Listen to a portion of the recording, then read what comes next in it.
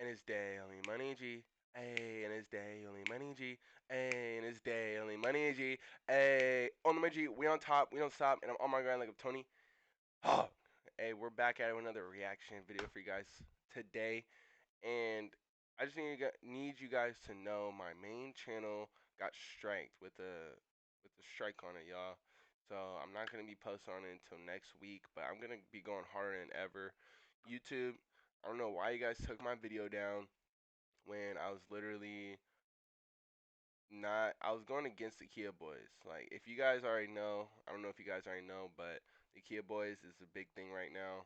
They keep selling cars. There's actually like Kia Boys dying and Kia Boys killing other innocent people because they're doing this car stealing stuff. So they took my video down, trying to say I was promoting dangerous acts when I'm demoting it and not promoting it at all. So, but that happened about this last past Friday. It's weird. They had took my video down first. Like when I first posted it, they took it down within a day. So I'm like, okay, but I appealed it, and then they put it back up. So I'm like, okay, it's good money. So it was up. It was getting some views. It was actually starting to gain some traction. And then they took it down again. So I was hella confused, and then they didn't. I tried to appeal it again, and then they never put it back up. So then it struck my channel. And this is my reaction channel, y'all. So it's gonna give me some time to catch back up and stuff, because I have a lot of content to edit and stuff. I just need you guys to know I'm a one-man army right now. Everything I'm doing is solo dolo when it comes to this editing stuff and making content. Anyways, though, reacting to Car Thief gets instant karma. People getting instant karma is just so funny because it just shows like you don't need to be doing bad stuff, bro. Like I swear, every time these Kia boys out here does this stupid stuff, bro, they're always doing like something's bad happening to them, and it makes me feel some type of way because it's like you guys don't have to do that. You guys don't have to steal a car. That's out of their desire to do something bad.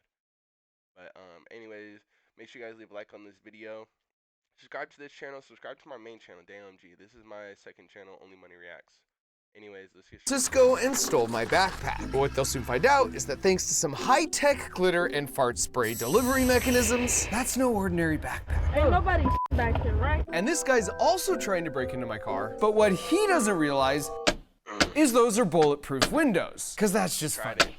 Every year, 20,000 cars are broken into in the city of San Francisco. But who's behind all these break-ins? Like, is it organized crime, or gangs, or just random individuals? And then what happens to all the stuff that they steal? Well, just like when we use the power of glitter to infiltrate and shut down those terrible scam call centers in India, I'm happy to report that having teamed up with a veteran investigative reporter and gotten our bait car broken into 25 separate occasions over the past 8 months, we now 25 times, bro, in the same car. You gotta be kidding me, bro. This is insane, bro. have a much clearer picture of what's going on and even some thoughts on how to stop it. And as this video is the conclusive finale to the whole Glitter Bomb series, this time for reals, I'm so happy to report that we finally got some really good reactions to that perfectly harmless, yet wretchedly abhorrent fart spray. Hey, shout out DayOMG. I'm gonna shout out myself, bro. When I did the fart spray prank, I'm not shouting out this DayOMG. I'm shouting out the old OG DayOMG. You feel me? The old ninth grade DayOMG where I really didn't give a fuck and I did this fart spray. Including one that's not too far off from Macaulay Culkin's here. Fart spray is so bad. Now, if you haven't seen any of my other Glitter Bomb videos, the 15-second recap is that 5 years ago, these two took a package from my porch, which inspired me to combine my engineering skills with my Christmas time affinity for Kevin McAllister. And that not only led to different versions of Glitter Bomb bait packages that would spin, spray, flash, stick, punch, or fly, but it eventually led us over to India, where we ended up infiltrating, then shutting down 5 of those terrible scam call centers. But Mark, you object. You said last year was the final Glitter Bomb, and that was true. Until earlier this year, I had the unfortunate realization that glitter and fart spray hadn't solved all forms of crime worldwide when my own car was broken into. I'm missing a window. Not cool, San Francisco. Not cool. That also made me realize our 11th hour cobbled together car package last year never got enough footage to uncover who was actually behind all the San Francisco car break-ins. So 10 months ago, for one final time, we completely redesigned the glitter bomb from the ground up, only this time it would be custom built just for cars. For starters, instead of using centrifugal force to fire the glitter, this year we'd be using 900 psi of compressed gas. Because if you take a CO2 bike tire inflator and attach a pipe to the outlet, then connect a high torque servo motor to the opening valve, and then repeat that configuration and stack them on top of each other, well then when you load those pipes with copious amounts of biodegradable glitter and fart spray, and then trigger the servo motors, that highly compressed CO2 is gonna very quickly push out anything in the pipe that gets in its way. At the core, That is actually really smart, because everything you just said, I have no idea what he's talking about. So I don't know why he's explaining it to me like as if I'm like an engineer, because I'm not. That's not what I am. So. or we still have But a custom printed circuit board that will make all the decisions for the device, in addition to talking to us via a two-way cellular connection. Then we slap on a car horn for good measure, and place that whole compact form factor into the base of a custom sewn backpack with external access to the outlet nozzles. Like in years past, we'll still capture footage using a pair of phones that get tucked into the sides, with the added benefit of serving as the backpack GPS and the speakers for the countdown timer. And once these backpacks are stolen, they'll of course be on the move all over the place. And since there's no guarantee we're gonna get them back, for the third year in a row, we turn to my friends at T-Mobile to make sure no matter what, we get the footage from the cloud, given the complete coverage and crazy speeds of their network that I've actually gone out and benchmarked myself before. Finally, we lock up the bottom compartment to prevent tampering, then use a rubber stopper glued to a patch to plug and conceal the outlets. Then as a decoy to divert suspicion, we got some clothes and a bunch of old non-functional laptops to place in each bag. We also created a second version with a suitcase form factor and identical guts in case word got out about the backpacks. Then the car itself has 8 hidden dash cams, all powered by a 2,000 watt-hour camping battery in the trunk that also plugs into the backpack with 2 barrel jacks. One to keep the entire device and both phones at 100% charge until stolen, and the other to serve sort of as a digital tripwire, so the backpack knows exactly when it was stolen to initiate the stolen bag protocol. We also served up 2 more surprises this year by first creating a bait car with impossible to break polycarbonate windows, which is the same stuff bulletproof glass is made of. That car also has the added benefit of a microphone in the trunk for detecting when someone's trying to break the window, which will of course release the air in this tank, triggering this pneumatic piston with a special surprise on the end. And as a final idea, we took an actual gaming laptop, removed the extra fan, and in its place added a GPS tracker that would continuously stay charged by using the laptop battery. That way we'd always know where it was, even if they wiped the hard. Hey, I ain't gonna lie. So this past February, for my old, because I used to be a canvas for like door-to-door sales, and we went to the Bay Area, and bro, the car theft scene down there is so crazy. Like, you cannot leave your car unattended for more than 2 minutes before it gets stolen, bro. Or not stolen, but broken into. Like, they're quick-witted down there, so they're about to get some great content. The thought here was to put that laptop in a backpack to actually get stolen with no glitter involved. And then with the help of Dan Noyes, who spent 30 years as the chief investigative journalist for the San Francisco ABC7 News team, we could trace the laptop's footsteps to try and get some answers. So after a couple of months of designing, testing, and building, we put them out in a few different cars, and we waited. And we didn't have to wait long. But before I subject you to gratuitous amounts of broken glass, I'm gonna start off with a little broken glass of my own. 3, 2, 1.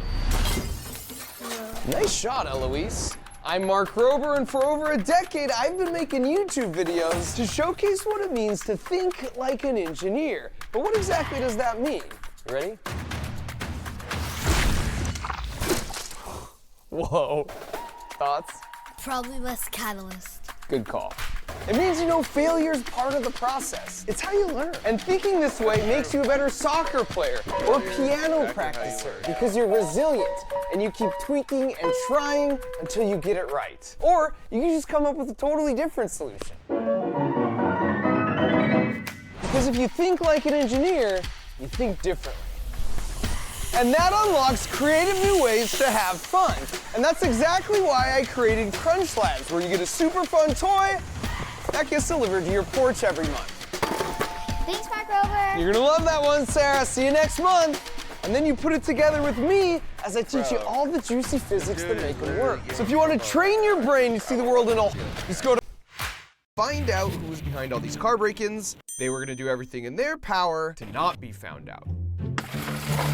But the advantage of teaming up with an 18-time Emmy Award-winning investigative journalist is that when one of our 8 cameras catches these guys nearly causing an accident, we can play it back so Dan can run their license plate, which must be precisely why they'd removed their license plate. Thankfully, on our third break-in, our luck improved.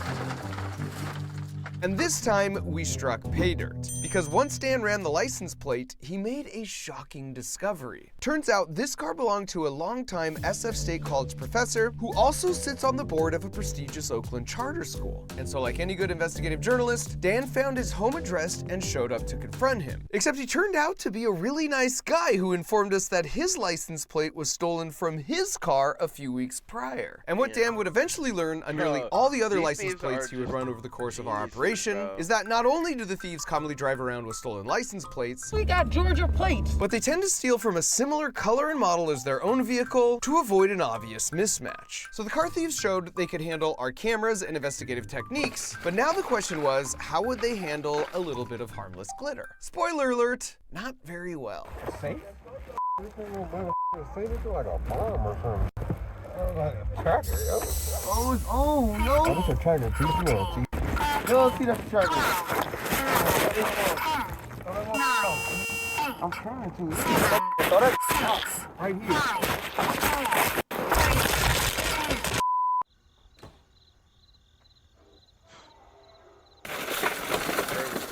Notice how the first thing he does is check the trunk by pulling down the seat, trying to unsuccessfully steal our strapped-down battery. This is pretty common for them to do, and it's why leaving valuables in your trunk isn't really a great option.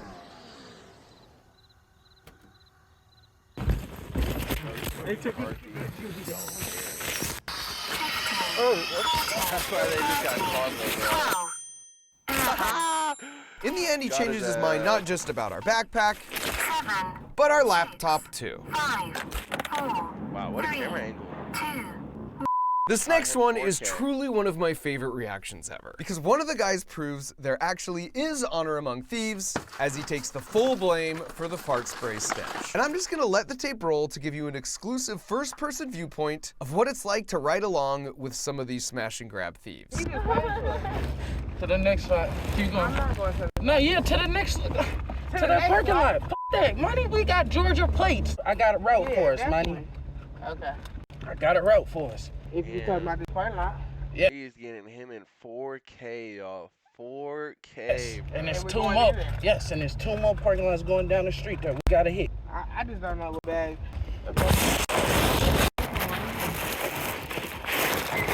Sorry, baby.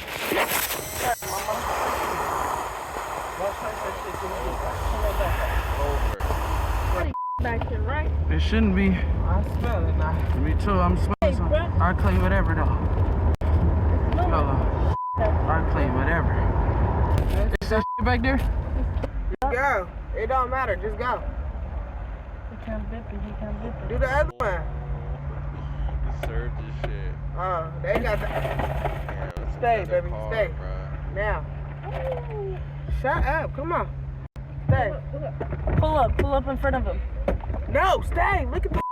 No!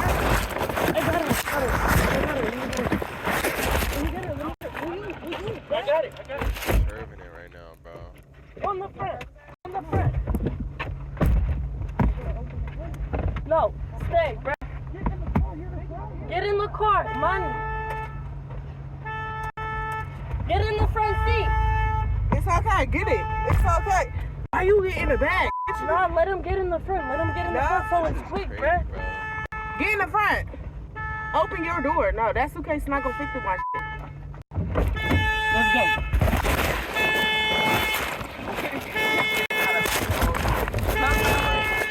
Go left.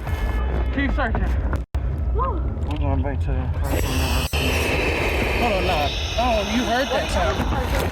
15, 14, 13, 12, 11, 10, 9, 8, 7, 6. And we were surprised to learn that more than half of the steals weren't from thieves traveling in cars. But that still leads them to developing their own strategies. For example, this guy here has already scoped out and wants to steal our backpack. The problem is, all these people over here would see him. That is, unless he just waits for the perfectly timed obstruction. They are quick with this car stealing, bro. They're This guy quick not with only it. has an official construction worker type vest on, but his technique is to break in on foot, then walk his newfound treasures back to his car, where he can now discreetly lean in through the window to see what he got, which probably works out really well 99% of the time. But it's hilariously the worst possible strategy in this case. 100%. This is exactly how you know you feel. Because in the end, he leaves the backpack behind and drives off, having stolen just our fart spray and glitter.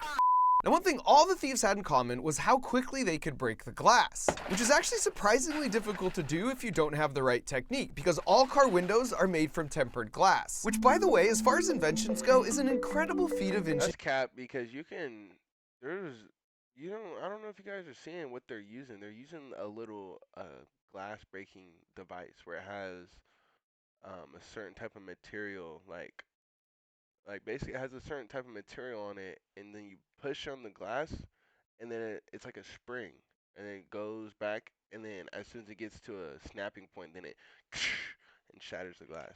So I don't know what bro's talking about. Bro needs to do his research. Because it not only makes the glass much harder to break, but if it does break, it shatters into harmless pebbles that aren't going to leave deep cuts. The one Achilles heel to tempered glass, however, is it's extremely vulnerable to highly concentrated points of stress. So while this window can easily withstand my soccer ball, baseball, and even wrench, if I take a simple spark plug and harvest just the ceramic insulating part, the sharp, ultra-hard aluminum oxide is able to create a tiny localized stress point on the window, and Alright, bro, thank you for showing millions and millions and millions of other people how to steal a car. Thank you for showing everyone how to steal a car. Bro, if you guys are watching this, do not try this at home, bro. Do not go and attempt to do anything you see in this video, bro, please. that's all it takes. And that's why in every case, they're using some form of this spark plug in a handle form, where the tip is a really sharp piece of ceramic or hardened steel, at which point it doesn't take much force at all. And since it's typically so easy for them, while the pop-up face didn't activate because of a dead battery issue, it was still really heartwarming to see them deal with our bulletproof window. Oh, they look so stupid. When a juicy piece of luggage was just sitting right in plain sight, only to eventually leave in frustration, totally empty-handed. And to be fair, quite a few of the break-ins were from individuals it would be a stretch to classify as seasoned professionals.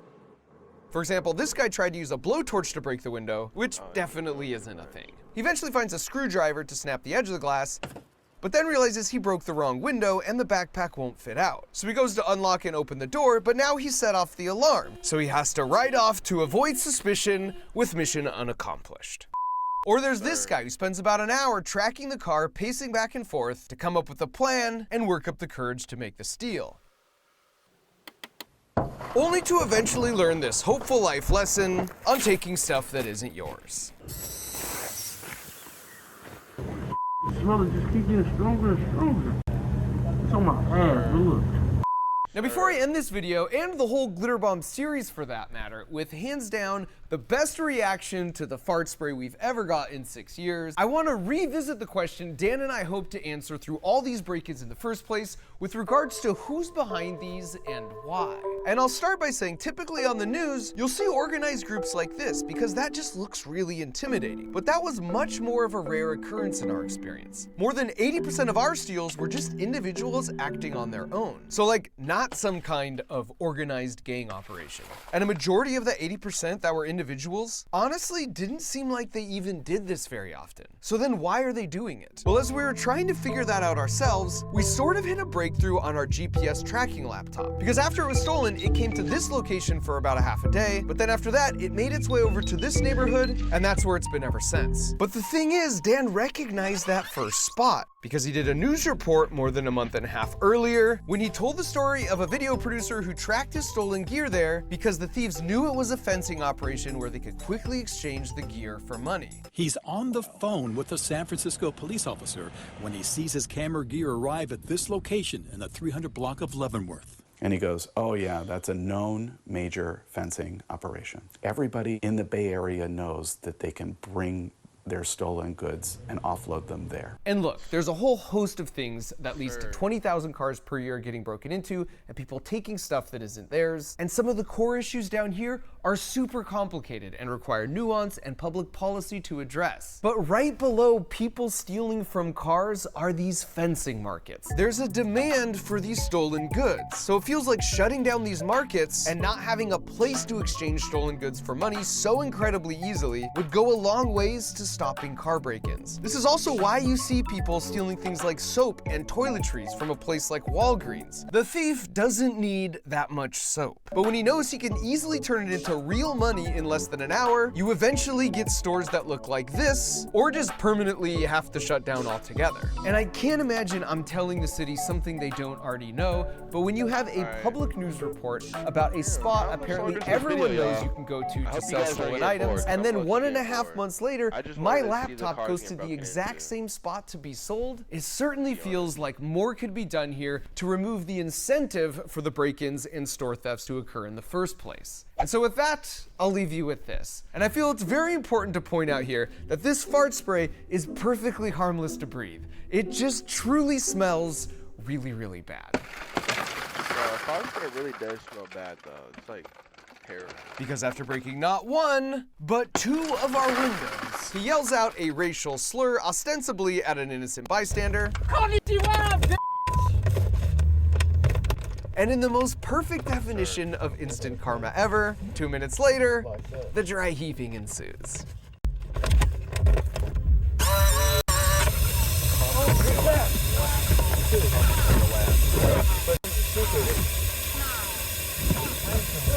Toss it.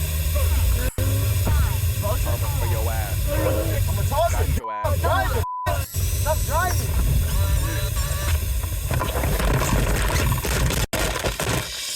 Recovery sequence initiated.